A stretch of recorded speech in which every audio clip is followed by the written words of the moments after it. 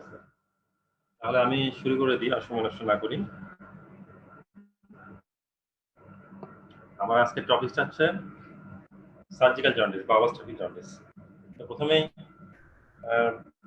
আমি আসলে আজকে যে ক্লাসটা নিব এটা একটু ভাইবা রিলেটেড, কেস ডিসকাশন নিয়ে দু একটা কথাবার্তা থাকতে পারে এখানে। ভাইভাতে কিভাবে কোশ্চেনগুলো করা হয়, কিভাবে উত্তর দিতে হবে, এই টাইপের কিছু কথাবার্তা আমি বলবো শর্ট টাইমের মধ্যে। তো হোয়াট ইজ অবস্ট্রাকটিভ জন্ডিস? তোমরা জানো যে জন্ডিস জন্ডিস যেটা আছে এটাকে আমরা সার্জিক্যাল জন্ডিস বা অবস্ট্রাকটিভ জন্ডিস বলতেছি। তার মানে হচ্ছে যে biliary ট্র্যাক্টে কোনো অবস্ট্রাকশনের কারণে যে জন্ডিসটা হচ্ছে সেটাই অবস্ট্রাকটিভ। সেটা হতে পারে কমন বাইল ডাক্টে, কমন হেপাটিক ডাক্টে, রাইট এন্ড লেফট হেপাটিক ডাক্টে হতে পারে, অ্যাম্পুলার কাছে হতে পারে। সোজা কথা বাইলের যে এক্সক্রিটরি মেকানিজম তার মধ্যে কোনো অবস্ট্রাকশনে যে জন্ডিসটা হয় সেটা হচ্ছে অবস্ট্রাকটিভ জন্ডিস। আচ্ছা, তো এটাকে আবার বলছে সার্জিক্যাল জন্ডিস। সার্জিক্যাল জন্ডিস কেন বলছে? জন্ডিস দ্যাট ইজ অ্যামিনিয়েবল বা corrected by surgery. Jaundice that is corrected by surgery, that can be corrected by surgery, this is called surgical jaundice. এখন এই অবস্ট্রাকটিভ জন্ডিসটা সাধারণত সার্জারি করে কারেক্ট করা যায়, এই জন্য সার্জিক্যাল জন্ডিসটাকে এটাকে আরেকটা নাম বলে সার্জিক্যাল জন্ডিস। কিছু কজ জিজ্ঞাসা করা হয়, একটা তোমাদেরকে যে ভাইভাতে যখন বক্স দেওয়া হয়, বক্সের মধ্যে হেপাটাইটিস বিলিয়ারিতে তোমাদের কোশ্চেন তুলবা, তখন হয়তো কোশ্চেনের মধ্যে থাকবে what is surgical jaundice, name some cause of surgical jaundice, এরকম একটা কোশ্চেন থাকতে পারে। তো অনেকগুলা কজ আছে, কিন্তু ভাইভাতে যখন উত্তর করবা তখন কজ অনেকগুলা এভাবে যদি বলতে থাকো তাহলে এটাকে অত মানে ভালোভাবে নেওয়া হয় না। কারণ শর্টকাট সময়ের মধ্যে আমরা সবসময় চাই যে কমন কথাবার্তাগুলো তোমরা আগে বলো। তো সেই কমন সিকোয়েন্স অনুযায়ী আমি দু একটা কথা বলতেছি যে এগুলো আগে বলবা, তারপরে বাকিগুলো মনে থাকলে বলবা, না মনে থাকলে বলবা না। প্রথম 3টা বা 4টা কথা যদি মনে থাকে তাহলে তোমার জন্য এটা অনেক পজিটিভ একটা ইয়া তৈরি করবে আর কি, পরেগুলো জিজ্ঞাসা করবে না। সেটা হচ্ছে প্রথমে যেটা বলবা সেটা হচ্ছে কোলিডোকোলিথিয়াসিস। তোমাদের লেভেলে প্রথমে বলতে হবে কোলিডোকোলিথিয়াসিস, 1 নম্বর। 2 নম্বর কথা বলবা হচ্ছে যে কার্সিনোমা হেড অফ দি পেন্টেস, একই সঙ্গে বলবা পেরিঅ্যাম্পুলারি কার্সিনোমা। আর 4 নম্বরে বলবা পোস্ট-অপারেটিভ biliary stricture। এই 4টা কজ হচ্ছে বর্তমানে মানে সার্জিক্যাল প্র্যাকটিসে খুব most common cause of obstructive jaundice, এই 4টা। এরপরে আরো কিছু কজ আছে, যেমন কোলানজিওকার্সিনোমা, এটা বলতে পারে পরে। এরপরে যদি enlarge lymph node in the porta হেপাটিসের আশেপাশে যদি কোনো লিম্ফ নোড বড় হয়ে যায়, সেটা তখন biliary ট্র্যাক্টকে কনস্ট্রিক্ট করে, কমপ্রেস করে তখন এটা হয়। কার্সিনোমা অফ দি গলব্লাডার, সেখানেও এটা হতে পারে কার্সিনোমা গলব্লাডারের ক্ষেত্রে। তারপরে অবস্ট্রাকশন ডিউ টু ওয়ার্ম, সাধারণত রাউন্ড ওয়ার্ম এটা ঢুকে যায় ইয়ার মধ্যে, সিবিডির মধ্যে ঢুকে অবস্ট্রাকশন তৈরি করতে পারে, এই কারণের জন্য অবস্ট্রাকটিভ জন্ডিস হতে পারে। এরপরে কোশ্চেন আসে যে তুমি এটা জন্ডিস হয়েছে রোগী, তাহলে কেন বুঝলা যে অবস্ট্রাকটিভ জন্ডিস কেন? অবস্ট্রাকটিভ জন্ডিস তুমি কিভাবে বুঝলা? তো অবস্ট্রাকটিভ জন্ডিসটা বোঝার জন্য আমরা প্রথমে যেটা করি কিছু সাইন, কিছু সিমটম। সিমটম গুলা কি? খুব কমন কিছু সিমটম আছে অবস্ট্রাকটিভ জন্ডিসের জন্য। সেটা হচ্ছে একটা হচ্ছে ইয়েলো কমপ্লেক্সন, জন্ডিস যেভাবে নর্মালি হয় সেই নর্মাল জন্ডিসই হবে এখানে, কিন্তু এর সময় কি থাকবে?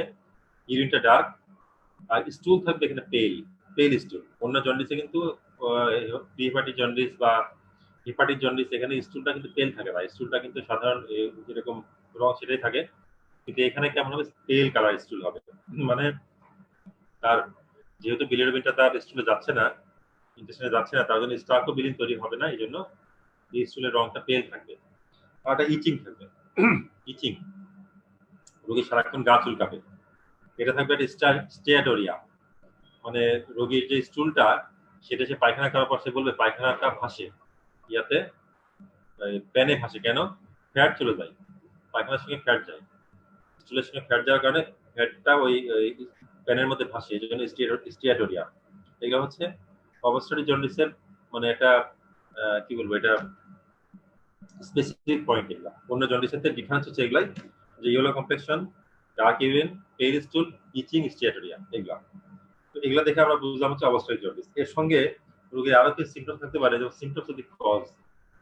যেমন আমি আসলে তোমাদেরকে খুব ভাইভাতে ইউজুয়ালি প্যানক্রিয়াটিক কার্সিনোমা অথবা পেরিয়াম্পুলারি কার্সিনোমা এগুলো নিয়ে খুব বেশি কোশ্চেন করা হয় না। বেশিরভাগ কোশ্চেনই করা হয় হচ্ছে তোমার ইয়া রিলেটেড, এই কোলিডোকোলিথিয়াসিস রিলেটেড কোশ্চেন বেশি করা হয় এমবিবিএস এ। প্রসিকিউশনে সাধারণত প্যানক্রিয়াটিক কার্সিনোমা, পেরিফেরাল কার্সিনোমা, কোলঞ্জিওকার্সিনোমা এগুলো নিয়ে কোশ্চেন বেশি করা হয় প্রসিকিউশন। কিন্তু এখানে তোমাদেরকে কোলিডিকুলিটিস নিয়ে বেশি কোশ্চেন করা হবে। তো আমি ইয়াতে পরে আসি, সাইনে পরে আসি। আচ্ছা, সিমটম আরো কিছু সিমটম আছে যেগুলো হচ্ছে স্পেসিফিক ডিজিজ, যেমন কোলিডিকুলিটিস। কোলিডিকুলিটিসে কি সিমটম থাকবে? একটা পেইন থাকবে। পেইন তিনটা তিনটা কম্বিনেশন বলছে, পেইন, ফিভার, জন্ডিস। চারকোট স্ট্রাট কোলিডিকুলিটিসের ক্ষেত্রে সাধারণত থাকে। কোলিডিকুলিটিসে পেইন, ফিভার, জন্ডিস। পেইনটা কেমন, ফিভারটা কেমন, জন্ডিসটা কেমন সেগুলো বলি এবার। পেইনটা হচ্ছে, এটা হচ্ছে biliary colic, typical biliary colic থাকবে এখানে। বিলিয়ারি কোলিনটা অনেকটা গলব্লাডার যে কোলিথেন্স যে পেন হয় সেই টাইপের পেন অনেকটা। যেমন পেনটা হবে ইউজুয়ালি ইপিগ্যাস্ট্রিক অথবা রাইট হ্যাপিকন্ড্রাইট রিজিয়নে, এবং যেটা রেফার করবে হচ্ছে right side of the tip of this spine, ব্যাকে রেফার করবে।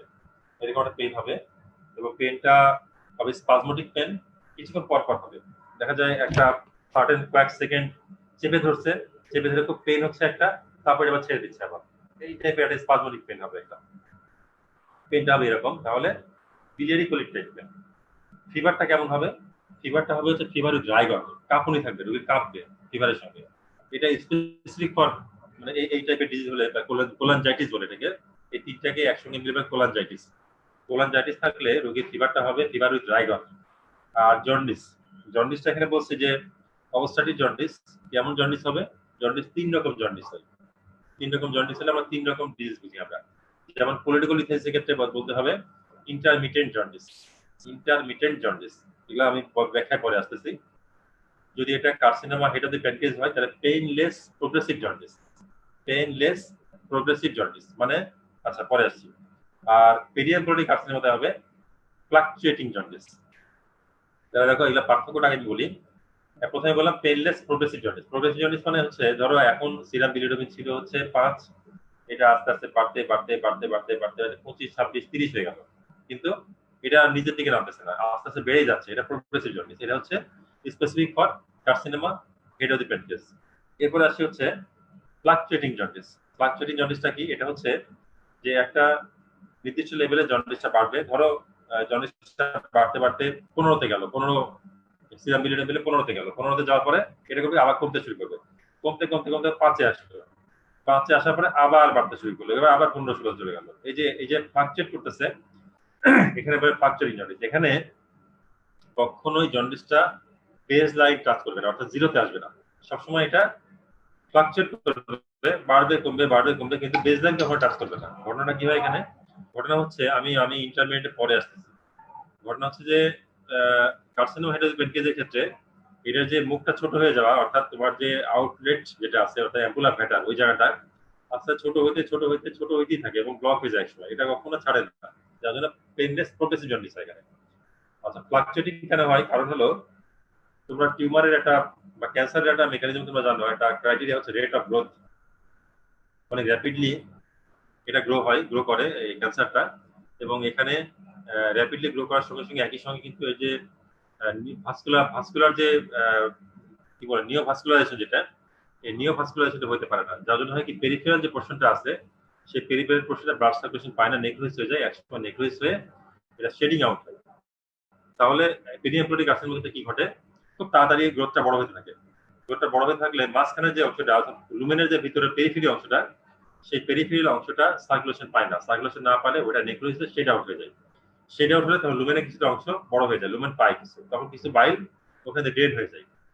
ড্রেন হয়ে গেলে তখন জন্ডিসটা কমে যায়। কিন্তু জন্ডিসটা কমে বেজ লাইনে যে আসবে, বেজ লাইনে আসার আগেই আবার গ্রো করে আবার বড় হয়ে যায় এটা, যার জন্য বেজ লাইনে আসার আগে আবার গ্রো করে লুমেন ছোট হয়ে যায়, তখন আবার জন্ডিস বাড়তে থাকে। এটা হচ্ছে ফ্লাকচুয়েটিং জন্ডিস। এটা কোথায় হয়? এটা হয় পেরিয়াম্পোরিক কার্সিনোমাতে হয় এবং কোলাঞ্জিও কার্সিনোমাতে হয় ইউজুয়ালি এই জন্ডিসটা। আর ইন্টারমিডিয়েট জন্ডিসটা কি? ইন্টারমিডিয়েট জন্ডিসটা জন্ডিস বাড়বে, আবার জন্ডিস কমে বেজ লাইনে চলে আসবে, একবারে জিরো হয়ে যাবে। হ্যাঁ, এটা হচ্ছে ইন্টারমিডিয়েট জন্ডিস। কোথায় হয়? এটা কোলিডিকুলিথিসে। ব্যাখ্যাটা কি? ব্যাখ্যাটা হচ্ছে যে স্টোন যখন তোমার সিভিটির মধ্যে থাকে, তখন সিভিটির মধ্যে তখন ইয়া হয়, ঘষা খায়, অর্থাৎ ওখানে ফ্রিকশন হয়। ফ্রিকশন হলে ওই জায়গায় ইনফ্লামেশন হয়, আর যেখানে ইনফ্লামেশন সেখানে ইডিমা। তাহলে একসময় ইডিমা হলে যখন লুমেনটা ছোট হবে, লুমেনটা ছোট হয়ে গেলে এই স্টোন যেটা সেটা ইম্প্যাক্ট হবে ওর মধ্যে। ইম্প্যাক্ট হয়ে তার পাশে যে লুমেনের যে কোনো একটা জায়গা থাকবে না, যেখান দিয়ে এটা ড্রেন হতে পারে। তারপরে কি হয়, এটা আস্তে আস্তে আবার তখন ইনফ্লেমেশন সাবসাইড করে, ইনফ্লেমেশন সাবসাইড করলে ইডিমা কমে যায়, তখন স্টোন এবং ওয়ালের মাঝখানে কিছু জায়গা তৈরি হয়, জায়গাতে বাইলটা তখন ড্রেন হয়ে যায়, স্টোনটা তখন মুভ করে। এই যে ইনফ্লেমেশন হচ্ছে, আবার ইডিমা কমে যাচ্ছে, ইডিমা বাড়তেছে, এই জন্য হচ্ছে কি, এই জন্য জন্ডিস ফ্লাকচুয়েট করছে। যখন যখন ইনফেকশন হয় ভিতরে বা ইনফ্লামেশন হয়, তখন তখন জন্ডিসটা বেড়ে যায়, আবার ইনফ্লামেশন কমে গেল, যে 1 মাস 2 মাস তার জন্ডিস নাই, একদম বেজলাইনে আছে, তারপর আবার হলো, এরকম হয়। এটা বলা হচ্ছে ইন্টারমিটেন্ট জন্ডিস। তাহলে জন্ডিসের 3 টাইপের হলো, একটা হচ্ছে painless progressive carcinomatous pancreas, fluctuating jaundice for periampullary cholangiocarcinoma, then intermittent jaundice, এটা হচ্ছে ফর কোলিডোকোলিথিয়াসিস। তাহলে এই গেল হচ্ছে জন্ডিসের ক্রাইটেরিয়া। তাহলে পেইন, ফিভার, জন্ডিস, এই তিনটাকে মিলে বলা হয় চার্কট স্টার্ট। এটা হচ্ছে ফিচার্স অফ কোলাঞ্জাইটিস। এটা হয় ইউজুয়ালি কোথায়, কোলিডোকোলিথিয়াসিস ইউজুয়ালি হয় এটা। আচ্ছা, অন্যান্য ডিজিজ থাকলে বা সেই ডিজিজের কিছু ফাইন্ডিং দিতে পারো, যেমন কার্সিনোম হেড প্যানক্রিয়াস আছে, কার্সিনোম হেড প্যানক্রিয়াস থাকতে পারে, একটা ইফিকাসি মাস পাওয়া যেতে পারে একটা, ঠিক আছে। আর সাইনের মধ্যে আরেকটা তুমি দেখবা হচ্ছে যে জেনারেল জেনারেল কিছু সিম্পটম দেখতে পারো, জেনারেল সাইন দেখতে পারো, পালস রেট বেড়ে যেতে পারে অনেক পেইন থাকলে, তারপরে টেম্পারেচার থাকতে পারে, টেম্পারেচার বাড়তে পারে, ঠিক আছে। এগুলা কার্সিনোম হেড প্যানক্রিয়াস থাকলে পেটে হাত দিলে তোমরা একটা লাম্প পাইতে পারো, আর গলব্লাডারটা পালপেবল পাইতে পারো, গলব্লাডার পালপেবল পাইতে পারো। এখানে একটা ল বলে কোভার্সিয়াস ল। কোভার্সিয়াস লটা হচ্ছে যে, একটা কথা কোভার্সিয়াস লর মূল থিমটা মনে রাখবা, যে কিছু যদি মনে না থাকে বাংলায় একটা কথা মনে রাখবা, সেটা হচ্ছে যে কোলিডোকোলিথিয়াস যদি হয় তাহলে গলব্লাডার পালপেবল হবে না। যদি এটা পেরিফেরাল কার্সিনোম অথবা কার্সিনোম হেড প্যানক্রিয়াস হয় অথবা কোলঞ্জিয়া কার্সিনোম হয়, সেক্ষেত্রে গলব্লাডার পালপেবল হতে পারে। ব্যাখ্যাটা কি, লটা কি এখানে কোভার্সিয়াস কি ল দিয়েছে, সেটা হচ্ছে in a jaundice patient, if the gallbladder is palpable, it is not due to choledocholithiasis. কেন? কারণ হচ্ছে, আবার বলি, in a jaundice patient, if gallbladder is palpable, it is not due to choledocholithiasis. মূল ফ্যাক্ট হলো এখানে কি, মূল ফ্যাক্টটা হচ্ছে যে কোলিডোকোলিথিয়াসের ক্ষেত্রে গলব্লাডার ইউজুয়ালি স্টোনটা তৈরি হয় কোথায়, ইউজুয়ালি স্টোন তৈরি হয় হচ্ছে গলব্লাডারের মধ্যে ইউজুয়ালি। আমি প্রাইমারি, আমি এর কথা বলতেছি, প্রাইমারি যেটা হয় সেটা বলছি, যে কোলিডোকোলিথিসে তৈরি হলো হচ্ছে স্টোনটা তৈরি হলো গলব্লাডারের মধ্যে, সেখান থেকে স্টোনটা স্লিপ করে চলে আসে হচ্ছে সিভিলির মধ্যে। তাহলে এই যে গলব্লাডারের মধ্যে স্টোন তৈরি হলে গলব্লাডার আস্তে আস্তে কিন্তু এই যে ফ্রিকশন হয়ে হয়ে হয়ে বারবার ফ্রিকশন ইনফ্লামেশন ফাইব্রোসিস, যত বেশি ইনফ্লামেশন তত বেশি ফাইব্রোসিস। তাহলে একসময় কি হবে, গলব্লাডার শ্রিঙ্ক করতে করতে করতে গলব্লাডার ছোট হয়ে যায়। এই যে গলব্লাডার এত ছোট হয়ে যায় যে এই গলব্লাডারে আর ডিস্ট্রাকশন হয়ে হাতে পালপেবল হওয়ার মতো অবস্থা থাকে না, যার জন্য গলব্লাডারটা অলরেডি শ্রিঙ্কেজ হয়ে থাকে এখানে, এই জন্য গলব্লাডার পালপেবল হয় না। এক্সেপ্ট কোথায় পালপেবল হয়, পালপেবল হয় হচ্ছে কার্সিনোম হেড প্যানক্রিয়াসে অথবা পেরিফেরাল কার্সিনোম, কারণ এখানে গলব্লাডারে কোনো প্যাথোলজি থাকে, গলব্লাডার নরমাল থাকে, নিচের দিকে থাকা অবস্থা, তার জন্য গলব্লাডারের মধ্যে যে বাইলগুলো সেগুলো বড় থেকে যায় এবং গলব্লাডারটা আস্তে আস্তে বড় হয়ে থাকে, বড় হতে হতে গলব্লাডার পালপেবল হয়। ফেলাসি দুইটা আছে, দুটো ফেলাসি, একটা ফেলাসি কি, যে ডাবল ইনফেকশন। ডাবল ইনফেকশন কোথায়, ডাবল মানে স্টোনের ক্ষেত্রে ফেলাসি আছে, সেটা হচ্ছে ডাবল ইনফেকশন। কোথায়, একটা গলব্লাডারের সিবিডির মধ্যে একটা স্টোন ইনফেক্ট হয়েছে, আর একটা স্টোন ইনফেক্ট হয়েছে তোমার সিস্টিক ডাক্টে, সেক্ষেত্রে কিন্তু গলব্লাডার পালপেবল হতে পারে। ধরো সিস্টিক ডাক্টে ইনফেক্ট হয়ে সেখানে এমফাইমা ডেভেলপ করছে, নিকোসিস ডেভেলপ করছে, সাথে আবার একই সঙ্গে আবার সিবিডির মধ্যে পাথর আছে, তাহলে কিন্তু গলব্লাডার পালপেবল হতে পারে। এইটা একটা কজ। দ্বিতীয় কজ হচ্ছে যে primary stone in the CBD, গলব্লাডারের ভিতরে কোনো স্টোনই তৈরি হয় নাই, সমস্ত স্টোনই তৈরি হয়েছে প্রাইমারিলি সিবিডির মধ্যে, তাহলে গলব্লাডারের মধ্যে কোনো ইনফেকশন হয় নাই, সেক্ষেত্রে গলব্লাডার পালপেবল হতে পারে। এই দুটো ফ্যালাসি আছে এই লয়ের। এখন আসি আমরা যে আরো কিছু সাইন পেতে পারি, আর সাইন পেতে পারি কি, অ্যাবডোমিনাল টেন্ডারনেস পেতে পারি, যে হঠাৎ করে পেইন হয়েছে, তার পেইন হওয়ার কারণে তার ওখানে একটা ইনফ্লামেটরি প্রসেস হওয়ার কারণে এপিগ্যাস্ট্রিক অথবা রাইট হিপোক্যাটারি জুড়ে তুমি টেন্ডার পেতে পারো, রিজিড পেতে পারো একটু, ঠিক আছে। এই ইয়াগুলো পাওয়া যেতে পারে ইউজুয়ালি পেরিয়াম্পুলারি কার্সিনোমা, কোলাঞ্জিয়া কার্সিনোমা অথবা কার্সিনোমা হেড অফ প্যানক্রিয়াস, এগুলোকে লিভার একটু পালপেবল হতে পারে, কারণ লিভার কনজেশন হয়, অর্থাৎ বাইলটা ভিতরে লিভারের মধ্যে জমে থাকে। বাইলটা লিভারের মধ্যে জমে থাকলে তখন লিভার কনজেশন হওয়ার কারণে ওই লিভারটা একটু বড় হয়ে যেতে পারে। এটার কজ হচ্ছে লিভার পালপেবল। এখন আসলে আমরা কিভাবে ইনভেস্টিগেট করবো এর ভিতরে। ইনভেস্টিগেশন হচ্ছে আমরা ডায়াগনোস করার জন্য কিছু ইনভেস্টিগেশন করি, আর কিছু ফিটনেসের জন্য করি। এখন আমি কার্সিনোম হেড প্যানক্রিয়াস অথবা পেরিয়াম্পুলারি কার্সিনোমা ডিসকাশনে না যেয়ে আমি তোমাদের জন্য যে বেশি দরকার কোলিডোকোলিথিয়াসিস সেটি এখানে তোমাদের লিভার ফাংশন টেস্ট করতে হবে। লিভার ফাংশন টেস্টের মধ্যে খুব ইম্পর্টেন্ট কিছু টেস্ট আছে। আমি একটা কথা বলি, লিভার ফাংশন সিরাম বিলিরুবিন কিন্তু লিভার ফাংশন টেস্টের মধ্যে পড়ে না, তবুও আমি বলতে চাই সিরাম বিলিরুবিন করবা। সিরাম বিলিরুবিন লেভেলটা সাধারণত 10 এর মধ্যে থাকে বা 10-12 এর মধ্যে থাকে ইউজুয়ালি কোলিডোগ্লিসিসে ক্ষেত্রে। কিন্তু কার্সিনোমার কেস অথবা পেনিয়াম্পুলারি কার্সিনোমার ক্ষেত্রে বা কোলনজিয়া কার্সিনোমার ক্ষেত্রে এটা অনেক বেশি বেড়ে যেতে পারে, 20-25 পর্যন্ত বেড়ে যেতে পারে। আর ইউজুয়ালি কোলিডোগ্লিসিসের ক্ষেত্রে অ্যারাউন্ড 10 মিলিগ্রাম পার ডিএল পর্যন্ত সিরাম বিলিরুবিন লেভেল থাকে ইউজুয়ালি। আচ্ছা, এখন আসো আর কি কি পরীক্ষা করি আমরা। একটা করি হচ্ছে এসজিপিটি, তারপরে serum alkaline phosphatase. Synthetic function দেখার জন্য আমরা করি হচ্ছে সিরাম প্রথম মিনটাইম। তো এগুলা ফেলাসি ইয়াগুলা কি, এগুলা ভিতরের ব্যাখ্যাগুলা কি। সিরাম অ্যালকালাইন ফসফেট কোথা থেকে আসে? এটা আসে হচ্ছে বিলিয়ারি যদি ইনজুরি হয় বা বিলিয়ারি যদি ফ্রিকশন হয়, সেখান থেকে এটা তৈরি হয়। তাহলে যদি সিবিটির মধ্যে স্টোন থাকে তাহলে অ্যালকালাইন ফসফেট লেভেল বেড়ে যাবে। কত বাড়বে? ইউজুয়ালি আমরা বলি যে 4 ফোল্ড বেড়ে যায়, 4 গুণ বেড়ে যায়। আর এসজিবিটি বাড়বে, কিন্তু এসজিবিটি অতটা বাড়বে না। মেডিকেল জন্ডিসে যেমন এসজিবিটি অনেক বেড়ে যায়, এখানে এসজিবিটি বাড়বে, কিন্তু মেডিকেল জন্ডিসের মতো অত বেশি বাড়বে না। আসলে বেশি বাড়বে অ্যালকালাইন ফসফেটেজ। অ্যালকালাইন ফসফেটেজ মানে কোশ্চেন করতে পারে একটা, একটু ভালো করলে, যারা ভালো করবে তাদেরকে কোশ্চেন করতে পারে যে অ্যালকালাইন ফসফেটেজ যদি অন্য কোনো কারণে বাড়তে পারে না? হ্যাঁ পারে। কোথায় বাড়তে পারে? ডিজিজে বাড়তে পারে, যেমন বোন মেটাস্টাসিস। কোন একটা রোগীর কার্সিনোমা, বোনের মধ্যে কোনো একটা কার্সিনোমা হয়েছে, তাহলে তার অ্যালকালাইন ফসফেটেজ বেড়ে যেতে পারে। তো কিভাবে আমি ডিফারেন্সিয়েট করবো যে এটা আমার বোনের কারণে বেড়েছে না এটা লিভার বা বিলিরুবিন অবস্ট্রাকশনের কারণে হচ্ছে? এটা আমরা বলি হচ্ছে তুমি করতে পারো সিরাম নিউক্লিওটাইডেজ। সিরাম নিউক্লিওটাইডেজ করলে পারে আমরা এটা পেয়ে যাব যে নিউক্লিওটাইডেজ তোমার ইয়াতে বাড়ে, সিবিডি স্টোনে বাড়বে, কিন্তু ওদিকে বাড়বে না। এটা একটা বোনে বাড়বে না। এটা একটা ফিচার। একটা সেকেন্ড যেটা করি আমরা প্রথম টাইমটা ভুলবা না কখনোই। সিরাম প্রথম টাইম অবশ্যই করবো আমরা। এটা কেন করবো, কি করবো, এটা পরে ডিসকাশনে আসতেছি। এরপর হচ্ছে একটা আল্ট্রাসোনোগ্রাফি করবো, একটা ultrasonography of abdomen with special attention to hepatobiliary system and pancreas. এই পরীক্ষাটা আমরা করবো। এটা মোস্টলি ডায়াগনস্টিক বেশিরভাগ ক্ষেত্রেই এই একটা পরীক্ষা দিয়ে আমরা ডায়াগনোস করে দিতে পারি। এখানে ফাইন্ডিংসটা কি বলবে সেটা হচ্ছে intrahepatic and extrahepatic biliary tract are dilated। Intrahepatic and extrahepatic biliary tract are dilated। কত মিলিমিটার ডাইলেট সেটা বলবে, 10 মিলিমিটার বা তার বেশি ডাইলেট হওয়ার সম্ভাবনা বেশি, এটা বলবে। আর আর সঙ্গে বলবে হচ্ছে যে there is single or multiple bright echogenic structure, single or multiple bright ecogenic structure casting posterior acoustic shadow seen within the lumen of the CVT। তাহলে কি বললাম? একটা বললাম intrahepatic and extrahepatic biliary tract are dilated। Number 2 বললাম single or multiple bright ecogenic structure casting posterior acoustic shadow seen within the lumen of the CVT। এর সঙ্গে কিন্তু গলব্লাডারের স্টোনের ফিচারও বলতে পারে, কারণ ইউজুয়ালি কিন্তু কোলিডোকোলিসের সঙ্গে কোলিডোকোলিস থাকে, অর্থাৎ গলব্লাডারের মধ্যে স্টোন থাকে। সেখানেও একই কথা বলবে যে single or multiple bright ecogenic structure casting posterior acoustic shadow seen within the lumen of the gallbladder।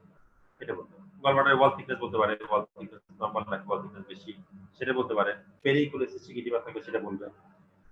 এগুলো ফিচার সব আল্ট্রাসোনোগ্রাফি। এরপরে তোমার যে কনফিউশন থাকে যে এটা দিয়ে আমি কনফিউজ করতে পারছি না, বুঝতে পারছি না, তাহলে আরেকটা প্রসিডিউর হচ্ছে এমআরসিপি। এমআরসিপিটাই বেশি করি আমরা। ইআরসিপি করা যেতে পারে, এমআরসিপিটাই বেশি অ্যাকসেপ্টেবল, কারণ নন ইনভেসিভ একটা মেকানিজম এমআরসিপি। আর একটা কাজ করি আমরা সিটি স্ক্যান। এগুলা সিটি স্ক্যান এমআরসিপি এগুলো আগে বলার দরকার নাই, এগুলো আগে তুমি বলবা হচ্ছে লিভার ফাংশন টেস্ট এবং আল্ট্রাসোনোগ্রাফি, এই দুটো আগে বলবা। তারপরে তুমি বলবা হচ্ছে এটাতে কনফিউশন থাকলে আমরা এমআরসিপি এবং সিটি স্ক্যান করতে পারি। এটা আমাদের মোস্টলি ডায়াগনস্টিক। এই গেল হচ্ছে আমার ডায়াগনস্টিক ইনভেস্টিগেশন। আর কি করতে পারি আমরা? আর করতে পারি হচ্ছে ফিটনেস দেখার জন্য। এই রোগীটা আমরা যখন ফিট করবো, তার ফিটনেস দেখার জন্য কিছু পরীক্ষা আমরা করি, অপারেটিভ ফিটনেস। সেইগুলা কি? সেগুলো হচ্ছে একটা সিবিসি করি, একটা ইউরিনারি করি, একটা আরবিএস করি, একটা সিরাম ক্রিয়েটিনিন, তারপরে চেস্ট এক্সারসাইজ। এই পরীক্ষাগুলো আমরা করি ফিটনেস দেখার জন্য রোগী। এখন আসলে হচ্ছে ট্রিটমেন্ট। আমি আরো কিছু ডিসকাশনে আসবো পরে, আমি ট্রিটমেন্টটা শেষ করে নিই। কি ট্রিটমেন্ট করবা? এখন কোলিডোকোলিসিস ডায়াগনোসটা হয়ে গেল, ট্রিটমেন্ট কি করবা? ট্রিটমেন্টটা হচ্ছে যে ট্রিটমেন্ট ডিপেন্ডস অন কজ। প্রথম কথা হলো যে তোমাকে রোগী যদি অ্যাকুট কন্ডিশনে থাকে তাহলে তোমাকে কনজারভেটিভ ট্রিটমেন্ট দিয়ে আগে রোগীকে ফিট করতে হবে, রোগীর পেন কমাতে দিতে হবে। কি কনজারভেটিভ ট্রিটমেন্ট আমরা দিই? আমরা এই ধরনের রোগী যখন আসে আমরা তাকে হসপিটালে অ্যাডমিট করি, আমরা nothing by mouth nasogastric suction IV fluid দিই, ইনফিল্ট্রেশন করি। এরপরে কি করতে? অ্যান্টিবায়োটিক দিই। সাধারণত সেকেন্ড জেনারেশন সেফালোস্পয়েন্ট আমরা এখানে চয়েস করতে পারি। সেকেন্ড জেনারেশন সেফালোস্পয়েন্ট উইথ মেট্রোনিডাজল, এটা হচ্ছে চয়েস অফ ড্রাগ। কেন আমরা অ্যান্টিবায়োটিক দিই? কারণ একটা জিনিস মনে রাখবা, সিবিডির মধ্যে যখন প্রেশার বেড়ে যায়, অর্থাৎ সিবিডি অবস্থার সময় তখন প্রেশার বাড়ে, আর এর মধ্যে যখন বাইরে আসে, এই বাইরে যদি ইনফেক্টেড হয় তাহলে ইনফেকশনটা ইনজেক্ট করে উইদিন দা ওয়ালের মধ্যে যে ভেসেলগুলো থাকে, সেই ভেসেলগুলোর মধ্যে ওয়ালটা এই ইনফেকশনটা ইনজেক্ট হয়, ইনজেক্ট হলে তখন বডিতে এই ইনফেকশন ছড়ায় পড়বে এবং তোমার রোগীর পুরো বডিতে ইনফেকশনের সেপ্টিক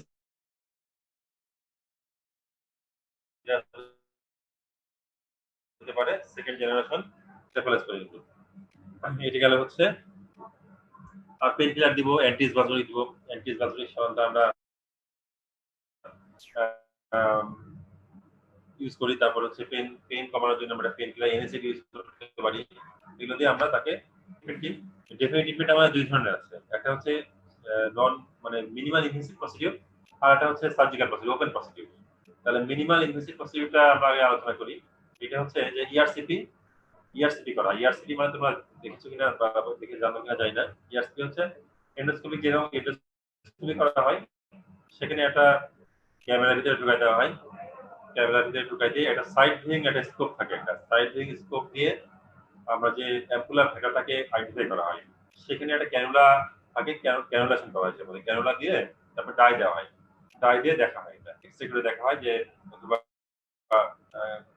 এক্সরে দেখা হয় যে ওর ভিতরে কোথাও পাথর আছে কিনা। যদি পাথর থাকে তখন কি করা হয়?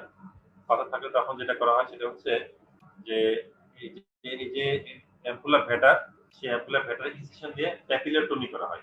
অ্যাম্পুলার ভেটার ইনসিশন দিয়ে প্যাপিলেটমি, এন্ডোস্কোপিক প্যাপিলেটমি করে ওর মধ্যে ডরমিয়া বাস্কেট ঢোকা হয়। ডরমিয়া বাস্কেট কি? ওই যে তোমরা আম পাড়া দেখছো না, যে আম পাড়ে একটা ঝুড়ি দিয়ে, মানে এটা এক ধরনের জালি দিয়ে যে টেনে আম পাড়ে, এই টাইপের একটা জিনিস ডরমিয়া বাস্কেট। এটা ভিতরে ঢুকায় দিয়ে পাথরটাকে ওর মধ্যে নিয়ে টেনে বের করে আসে, এটা ডরমিয়া বাস্কেট।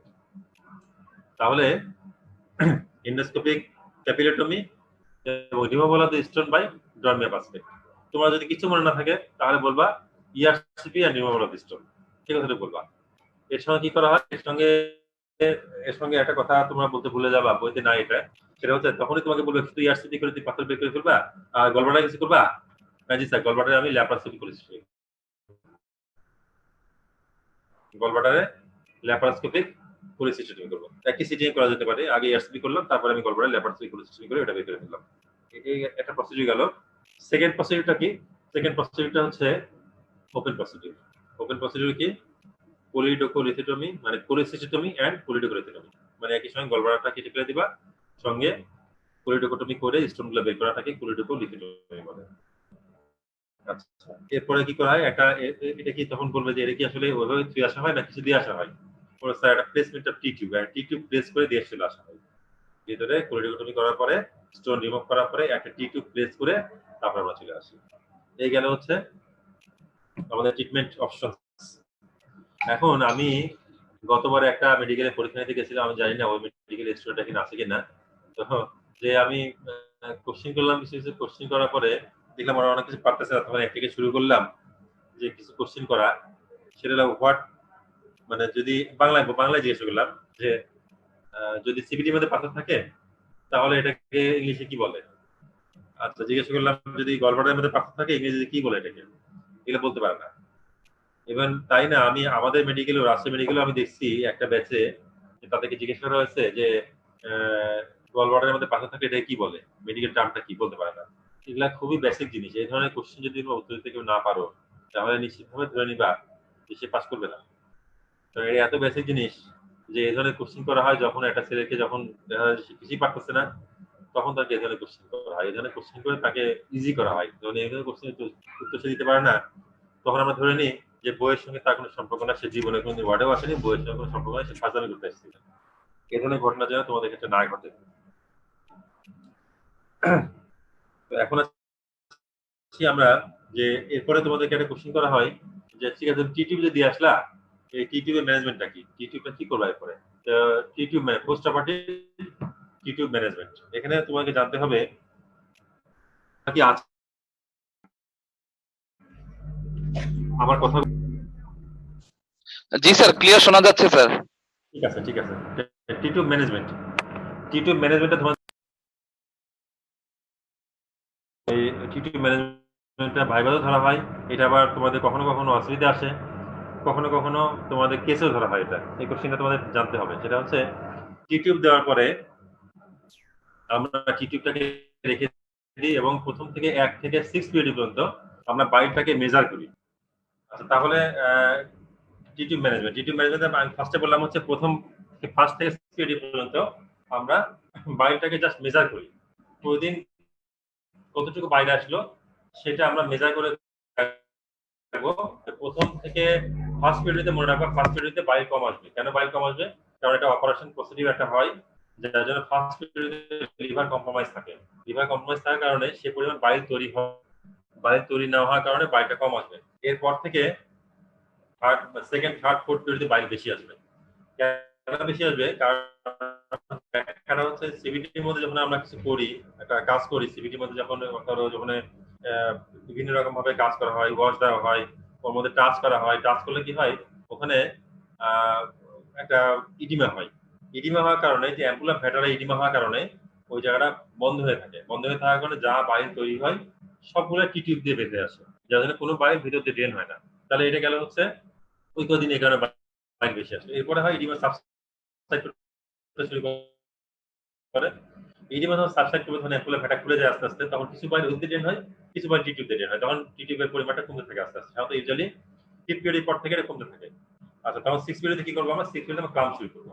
6 পিরিয়ডে আমরা 7 পিরিয়ডে 7 পিরিয়ডে আমরা 2 ঘন্টা ক্লাম্প করবো।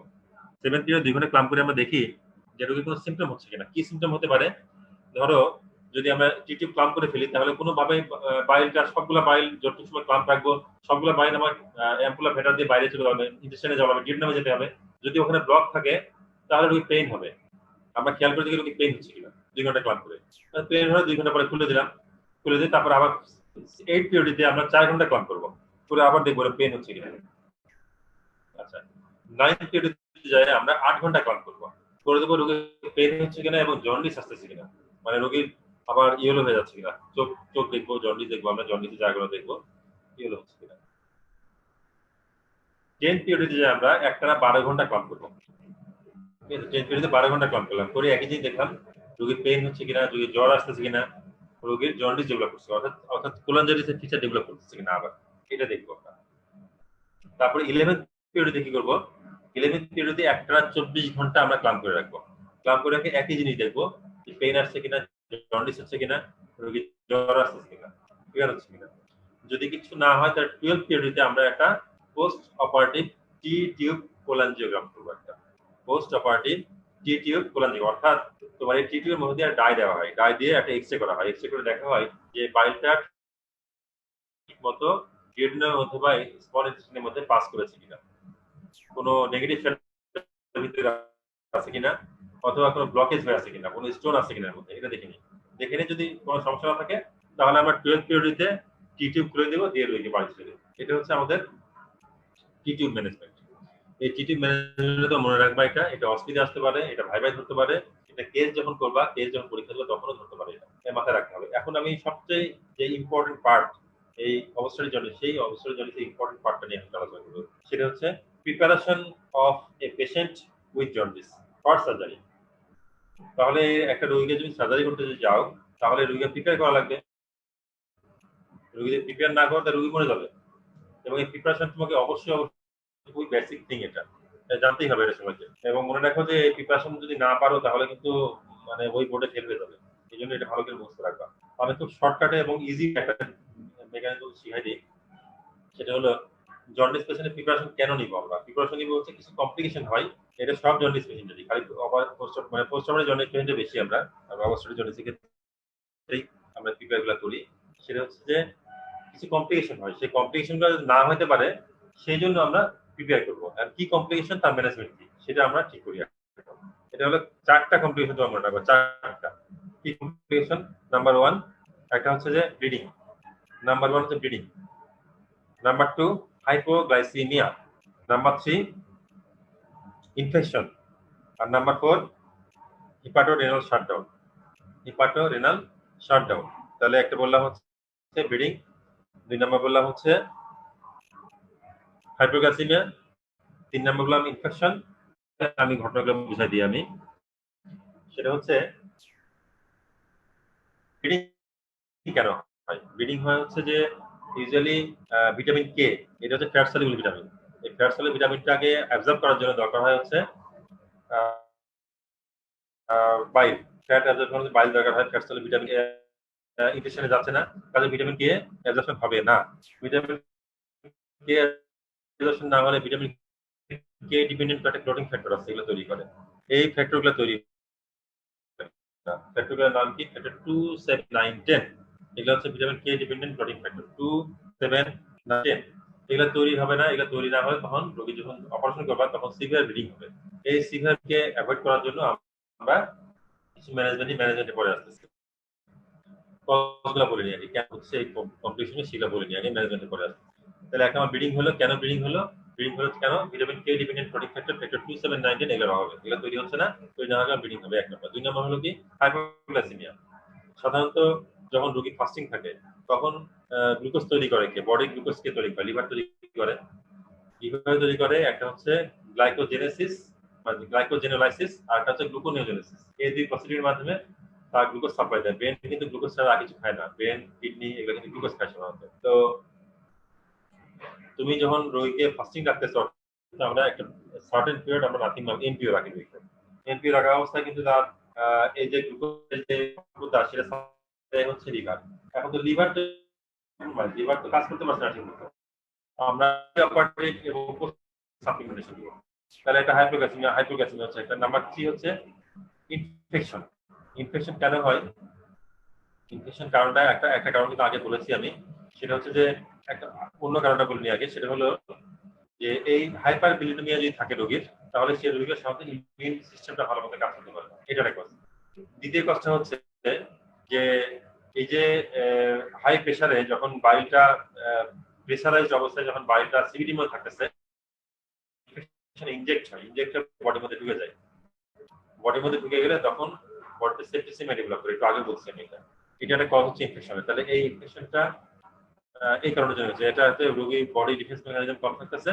নাম্বার 2 হচ্ছে যে অবস্থানের বাইলটা সাধারণত ইনফেক্টেড থাকে এবং সেগুলো ইউজুয়ালি বডির ভিতরে স্প্রেড করে। স্প্রেড করলে তখন পুরো বডিতে একটা জেনারেলাইজড একটা ইনফেকশন বা সেপ্টিসিমিয়া ডেভেলপ করে। আর নাম্বার 2 হলো হিপাটোরেনাল শাটডাউন। হিপাটোরেনাল শাটডাউন মানে কি? What is hepatorenal shutdown? এটা হচ্ছে renal failure due to liver cause. Renal failure due to liver cause. কি ঘটনা ঘটে এখানে? এখানে ঘটনা দুইটা ঘটনা ঘটে। একটা হচ্ছে যে দ্বিতীয় একটা কজ বলতে, সেটা হচ্ছে যে বডিতে যখন সেপ্টিসিমিয়া হচ্ছে তখন সে রেনাল সিস্টেমকে শাটডাউন করতেছে। এটা একটা কজ একটা। তাহলে একটা হচ্ছে সেপ্টিসিমিয়ার কারণে গ্রাম নেগেটিভ সেপ্টিসিমিয়া, আর নাম্বার 2 হচ্ছে acute tubular necrosis by deposition of bilirubin in the renal tubules. এই দুটো কারণের জন্য হিপাটোরেনাল শাটডাউন। কিভাবে ম্যানেজ করবো আমরা? কি কাজ করলে আমরা এগুলো অ্যাভয়েড করতে পারি? প্রথমে হচ্ছে ব্লিডিং। ব্লিডিংটা কিভাবে আমরা ম্যানেজ করবো? সেটা হচ্ছে যে আমরা রোগীকে আসার পরেই আমরা ভিটামিন প্রথমে টাইম করবো। প্রথমে টাইম করে দেখবো যে তার প্রথমে টাইম লেভেল নর্মাল আছে। যদি প্রথমে টাইম লেভেল নর্মাল থাকে তাহলে বুঝবো আমরা তার ক্রিয়েটিনিন প্রোটিন ফ্যাক্টর কোনো অভাব নাই। কারণ প্রথম ফ্যাক্টরটা হচ্ছে ফ্যাক্টর 2টাই হচ্ছে প্রথম দিন, এটাই আমরা করে দেখি। ফ্যাক্টর 2 যদি ওকে থাকে তাহলে বুঝবো বাকিগুলো আসলে ওকে আছে, তাহলে আমাদের চিন্তা নেই। যদি প্রথম টাইম যদি বেশি থাকে তাহলে কি করবো? আমরা ভিটামিন কে সাপ্লিমেন্টেশন দিব। তোমাকে মিসগাইড করার জন্য টিচার বলতে পারে কিভাবে খাওয়াবা, খাওয়া দিবা না স্যার খাওয়াবো না। কেন খাওয়াবা না? কারণ হচ্ছে যে ফ্যাট সলিউবল ভিটামিন অ্যাবজর্পশন হচ্ছে না, খাইলে তো ওটাও অ্যাবজর্পশন হবে না। তাহলে কি করবো? আমরা আইভি দিব। কয়টা দিব? আইভি দিব 10 মিলিগ্রাম করে দিব হচ্ছে পরপর 3 দিন 3টা, পরপর 3 দিন 3টা আইভি দিব। আইভি দিয়ে আমরা 4 বা 5তম দিনে আমরা একটা প্রথম টাইম লেভেল করে দেখবো এটা নরমালাইজ হয়েছে কিনা। যদি নরমালাইজ না হয় তাহলে কি করবো? তাহলে আবার 3টা দিব। তাহলে প্রথমে 3টা দিলাম, দিয়ে প্রথম টাইম করে দেখলাম নরমাল হচ্ছে কিনা, নরমাল ওকে। যদি নরমাল হয় আবার 3টা দিব। তাহলে আমরা 6টা দিলাম, 6টা আবার করে দেখবো প্রথম টাইম নরমাল হয়েছে কিনা। যদি নরমাল হয় ওকে, যদি নরমাল না হয় তাহলে বুঝবো তার লিভারটা কাজ করতে পারছে না বা লিভার ফেলিওর। তখন কি করবো আমরা? তখন আমরা ফ্রেশ ফ্রোজেন প্লাজমা দিব, ফ্রেশ ফ্রোজেন প্লাজমা। এইভাবে আমরা ব্লিডিংটাকে অ্যাভয়েড করতে পারি। জি স্যার, এখন শোনা যাচ্ছে স্যার। হ্যাঁ মোবাইলে দেখি, আমি ওই ল্যাপটপ ঝামেলা করছে, এই নেটওয়ার্কটা সমস্যা করছে, এই নেটওয়ার্ক মনে হয় থাকতেছে না, এই জন্য সমস্যা হচ্ছে। জি স্যার, এখন ক্লিয়ার। এখন তাহলে আমরা কি করলাম, আমরা তাকে ব্লিডিং এর কথা বললাম প্রথমে, তারপর বললাম হাইপোগ্লাইসেমিয়া। হাইপোগ্লাইসেমিয়াতে কি করবো আমরা, হাইপোগ্লাইসেমিয়ার জন্য আমরা অ্যাভয়েড করার জন্য আমরা কি করব, আমরা 25% 10% গ্লুকোজ স্যালাইন যেটা আছে এটা আমরা সাপ্লিমেন্টেশন দিব pre operative and post operative period, যাতে গ্লুকোজ লেভেলটাকে আমরা বাড়ায় রাখবো, যাতে লিভার যখন গ্লুকোজ তৈরি করতে পারবে না তখন যেন আমরা এই এক্সটার্নাল থেকে যে গ্লুকোজটা দিচ্ছি সেটা যেন বডির যে চাহিদা সেটা পূরণ করতে পারে। ওকে, তো হাইপোগ্লাইসেমিয়াকে অ্যাভয়েড করার জন্য আমরা কি করব, আমরা তাকে পোস্ট অপারেটিভ এবং প্রি অপারেটিভ পিরিয়ডে 10% থেকে 25% গ্লুকোজ সাপ্লিমেন্টেশন দিব। সাপ্লিমেন্টেশন দিলে তাহলে ওই যে সময়টা আমরা এনপিও রাখছি দুইকে, সেই সময় যে তার যে গ্লুকোজ যে সাপ্লাইটা সেটা আমরা এক্সটার্নালি এইভাবে আমরা গ্লুকোজ সাপ্লিমেন্টেশন দিয়ে দিই, তাহলে হাইপোগ্লাইসেমিয়া হবে না। আর ইনফেকশনকে অ্যাভয়েড করার জন্য কি করব, আমরা ব্রড স্পেকট্রাম অ্যান্টিবায়োটিক দিব। এখানে তোমাদেরকে আমি বলেছি একটু আগে যে ইউজুয়ালি আমাদের চয়েস অফ অ্যান্টিবায়োটিক হচ্ছে সেকেন্ড জেনারেশন সেফালোস্পোরিন। ইউজুয়ালি আমরা সেফিরোক্সিম এক্সিটিল এটা ইউজ করি এখানে বেশিরভাগ ক্ষেত্রে, এবং সাথে মেট্রোনিডাজল। এই দুটো আমরা দিলে পারে আমরা ইনফেকশন অ্যাভয়েড করতে পারবো। আচ্ছা, আরেকটা বললাম হচ্ছে হেপাটোরেনাল শাটডাউন। হেপাটোরেনাল শাটডাউনটা অ্যাভয়েড করার জন্য আমরা এখানে রোগীকে প্রথমে যেটা করি, ডিহাইড্রেশন কারেকশন করি, রোগীকে হাইড্রেটেড অবস্থায় রাখবো। আমরা রোগীকে ভেজা ভেজা রাখবো বলি আমরা, হ্যাঁ ভেজা ভেজা রাখবো মানে হচ্ছে রোগীর জন্য কোনোভাবে পেরি অপারেটিভ পিরিয়ডে কোনোভাবে ডিহাইড্রেশন হতে না পারে, এটা আমরা ইনশিওর করব। নাম্বার 2 হচ্ছে যে আওয়ারলি আমরা ইউরিন আউটপুট মেজার করব, আওয়ারলি ইউরিন আউটপুট মেজার করব। যদি দেখি যে ইউরিন আউটপুটটা কমে যাচ্ছে আস্তে আস্তে, তাহলে আমরা বুঝবো হেপাটোরেনাল শাটডাউন হইতে যাচ্ছে per operative, pre operative, post operative পিরিয়ডে। সঙ্গে সঙ্গে কি করবো আমরা 20% ম্যানিটল, 20% ম্যানিটল এটা আমাদের হাতে থাকবে। এটা একটা হচ্ছে অসমোটিক ডায়োটিক্স, এক্ষেত্রে ফোর্স অসমোটিক ডায়োটিক্স করি আমরা। এটা কি করি 20% ম্যানিটল, এটা 500 ml, 500 ml, এটা আমরা 250 ml আমরা সাধারণত দিয়ে দিই, এটা রানিং দিয়ে দিই। রানিং দিয়ে দিলে তখন কি হয়, তখন আর হেপাটোরেনাল শাটডাউন হতে পারে না, অর্থাৎ যে টিবিউলস এর মধ্যে যে বিলিরুবিনগুলো ডিপোজিশন হয় সেটা ওয়াশ আউট হয়ে চলে যায় এবং অ্যাকুটিবুলা নেক্রোসিস তৈরি করতে পারে না। এটা হচ্ছে আমাদের post operative peri operative management. তাহলে আমরা কি করলাম, একটা হচ্ছে ব্লিডিং কে কিভাবে ঠিক করতে হবে সেটা বললাম, যে ভিটামিন কে দিয়ে। নাম্বার 2 বললাম হচ্ছে যে হাইপোগ্লাইসেমিয়ার জন্য আমরা কি করবো, গ্লুকোজ দিব আমরা। নাম্বার 3 হচ্ছে ইনফেকশনের জন্য আমরা ব্রড স্পেকট্রাম অ্যান্টিবায়োটিক ইউজ করবো, ইনজেক্টেবল, সেটা সেফিরোক্সিম, মেট্রোনিডাজল। আর নাম্বার 4 হচ্ছে হেপাটোরেনাল শাটডাউন, এটাকে অ্যাভয়েড করার জন্য আমরা কি করবো, একটা রোগীকে ডিহাইড্রেশন কারেকশন করবো, রোগী হাইড্রেটেড অবস্থা রাখবো এবং সাথে প্রয়োজন মাফিক 20% ম্যানিটল আমরা সাপ্লিমেন্টেশন দিব। এটা তাহলে আমরা এই এই কাজগুলো করলে আমাদের মোটামুটি কমপ্লিকেশন অ্যাভয়েড করে একটা রোগীকে সেফলি সার্জারি করা সম্ভব হবে। এটা সব ক্ষেত্রে আমরা এটা মনে রাখবো, এটা এই কথাগুলো যেন ভুল না হয় কোনোভাবেই। মোরালেস গেল হচ্ছে তোমার একটা ডিসকাশন রিলেটেড। আমি ক্লিনিক্যাল ইথিক্সে খুব বেশি এরপরে খুব বেশি আর জানার প্রয়োজন আছে বলে পাস করার জন্য মনে হয় না আমার, আরো অনেক কিছু জানার থাকতে পারে সেটা ভালো রেজাল্ট করার জন্য। কিন্তু পাস করার জন্য আমার মনে হয় যে যেটুকু বললাম এটুকু তোমরা যদি মাথায় রাখতে পারো তাহলে মোটামুটি পাস করে যাওয়ার সম্ভাবনা আছে। এখন তোমাকে কোশ্চেন করতে পারে একটা, যে আচ্ছা ঠিক আছে তুমি গল স্টোন অপারেশন করতে গেলা, গল স্টোন অপারেশন করতে যায় তোমাকে কি কোলিডোকটমি করা লাগতে পারে? কোলিডোকটমি মানে হচ্ছে সিবিডি কেটে দেখা, সিবিডি কাটা। কোলিডোকটমি করা লাগতে পারে? জি লাগতে পারে স্যার। কেন লাগতে পারে? কজগুলো কি হতে পারে? একটা হচ্ছে যে সিবিডি যে ডাইলেট থাকে, আলট্রাসোনোগ্রাফিতে আমরা দেখলাম সিবিডি ডাইলেটেড, ডাইলেটেড সিবিডি কত হতে পারে? এই জন্য বলা হয় যে 10 মিলিমিটার আর মোর। আচ্ছা, ডাইলেটেড সিবিডি। নাম্বার 2 হচ্ছে যে palpable stone in the common bile duct. Operation করতে যাই দেখলা যে স্টোন, একটা পালপেবল স্টোন পাচ্ছে সিবিডির মধ্যে, তাহলে কোরিডোকল করে বের করতে হবে এটা। আচ্ছা, কোরিডোকল ইথিওটমি করতে হবে। নাম্বার 3 হচ্ছে যে অ্যাবনরমাল লিভার ফাংশন টেস্ট। তুমি প্রি অপারেটিভ ইনভেস্টিগেশনে দেখলা যে সিরাম অ্যালকালাইন ফসফেটেজ লেভেল বেশি, তাহলে কোরিডোকল ইথিওটমি করতে হতে পারে। আর একটা হচ্ছে যে রোগীর যদি যে জন্ডিস থাকে, জন্ডিস, হিস্ট্রি অফ জন্ডিস আর কোলনজাইটিস, রোগী যখন প্রি অপারেটিভ হিস্ট্রি নিলা তখন দেখো তার হিস্ট্রি অফ জন্ডিস আছে অথবা কোলনজাইটিস হিস্ট্রি আছে অথবা জন্ডিস বর্তমানে প্রেজেন্ট আছে, তাহলে এই ক্ষেত্রে কোলিডোকটমি করা লাগতে পারে। এটা একটা কোশ্চেন ধরতে পারে একটা।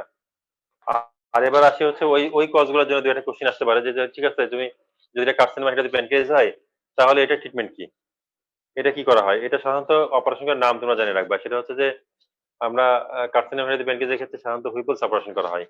Whipple separation. আর একটা করা হয় পাইলোরাস প্রিজার্ভিং প্যানক্রিয়াটিকো ডিওডেনেক্টমি। পাইলোরাস প্রিজার্ভিং প্যানক্রিয়াটিকো ডিওডেনেক্টমি, এটা একটা অপারেশন। আর নাম্বার 2 হচ্ছে হুইপল সেপারেশন। এই দুইটা কার্সিনোমা হেড অফ দি প্যানক্রিয়াসের ক্ষেত্রে করা হয়। পেরিয়াম্পুলারি কার্সিনোমার ক্ষেত্রে একই ট্রিটমেন্ট, একই অপারেশন, নাম সেম। আচ্ছা, এরপর আসে হচ্ছে যদি সিবিডির মধ্যে যদি এসকারিস বা ইয়া থাকে, মানে ওয়ার্ম থাকে, তাহলে কি করা হয়? তাহলে বলবো স্যার আমরা ইআরসিপি আর রিমুভাল, ইআরসিপি করে রিমুভাল করা হয়। এটা ইউজুয়ালি এগুলাই। এখন তোমাদের যারা ভালো করবে অনেক, তাদেরকে দুইটা কোশ্চেন করতে পারে যে এখন আমি গেলাম, আমি আহ, দেখা গেল যে কিছুই করতে পারতেছি না, একটা রোগীর এমন একটা অবস্থা নিয়ে আসছে কিচ্ছু করা যাচ্ছে না, তখন আমরা কিভাবে আমরা রোগীকে রিলিফ দিব? প্যালিয়েটিভ মেজার কি দিব? প্যালিয়েটিভ মেজার দিতে পারে কি, আমরা এন্ডোস্কপি করতে পারি, আর সরি ইআরসিপি করতে পারি। ইআরসিপি করে একটা স্টেন্ট বসাই দিয়ে আসতে পারি। একটা ইআরসিপি করে একটা স্টেন্ট দিয়ে আসলাম, স্টেন্ট দিয়ে আসলে তাহলে আস্তে আস্তে বাইল ড্রেনেজ হয়ে রোগীর কিছুটা সিরাম বিলিরুবিন লেভেল কিছুটা কমে আসবে, রোগী রিলিফ পাবে। সেটা যে কোনো কারণের জন্য হতে পারে, যে কার্সিনোমার জন্য হতে পারে, স্টোনের জন্য হতে পারে, এটা ইআরসিপি রিমুভাল দেওয়া হয়, প্লেসমেন্ট অফ স্টেন্ট। আর কিভাবে বাইল ড্রেন করা যায় সেটা হচ্ছে যে তোমার হচ্ছে পিটিসি বলে, পারকিনসন্স ট্রান্সহেপাটিক কোলাঞ্জিও প্যানক্রিয়াটোগ্রাফি, বা percutaneous transhepatic cholangiography and drainage of bile. এটা আমরা আরেকটা নাম টার্ম বলেছিল PTBD, percutaneous transhepatic biliary drainage. এটার পাশে এগুলা ভালো করার জন্য, এগুলা কিন্তু পাস করার জন্য প্রয়োজন হবে না। যারা ভালো করতে চাও তারা টার্ম গুলো জানতে পারলে, তারা বলতে পারলে ভালো মার্ক পাবা।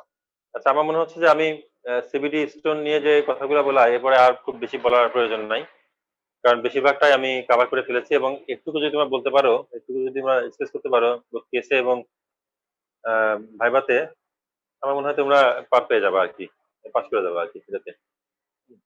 তোমাদেরকে জানার থাকলে কেউ কি কিছু বলবা? স্যার লাইভে স্যার কারো কোশ্চেন নাই স্যার, সবাই আল্লাহর রহমতে ক্লিয়ার স্যার সবার। কোশ্চেন করার সুযোগ নাই না? স্যার ওরা লাইভে স্যার ফেসবুকে কোশ্চেন করে স্যার, মানে যারা দেখে স্যার তারা স্যার কোশ্চেন স্যার করে স্যার এরকম স্যার। এখনো কোনো কোশ্চেন আসেনি স্যার, আসলে স্যার আমি আপনাকে পরে জানাই দিব স্যার, পরের ক্লাসে হয়তো আল্লাহর রহমতে, তাহলে স্যার এটাই হবে। আচ্ছা আচ্ছা, ঠিক আছে। তাহলে আমি মনে হয় যে এখান থেকে ইয়া করতে পারি, আমার রাউন্ড আছে, রাউন্ড দিতে হবে। তো জি আমি স্যার। এখান থেকে লিভ করি। তাহলে আর হচ্ছে যে তোমাদের যদি কারো কোনো কোশ্চেন থাকে, তাহলে এটা একটা তোমার পেজ করেছে আমার দেখলাম, একটা পেজে তোমরা ইয়ে দিতে পারো, আমি সেটা রিপ্লাই দিয়ে দিব। জি স্যার, তাহলে স্যার নোটে করবো স্যার। সরাসরি পেজে পেজে তোমার কোশ্চেন করলে আমি সেটা সরাসরি রিপ্লাই তাকে দিয়ে দিব এটা। আর আহ, ঠিক আছে, তাহলে এরপর থাকুক তাহলে আজকে। আর এরপরে যদি জি তোমরা স্যার। ক্লাস করতে চাও, কোনটা নিয়ে ক্লাস করতে চাও আমাকে বলো, আমি নিয়ে দিব, সমস্যা নেই। জি স্যার, থ্যাংক ইউ স্যার। আসসালামু আলাইকুম স্যার। ওয়ালাইকুম আসসালাম। আসসালামু আলাইকুম।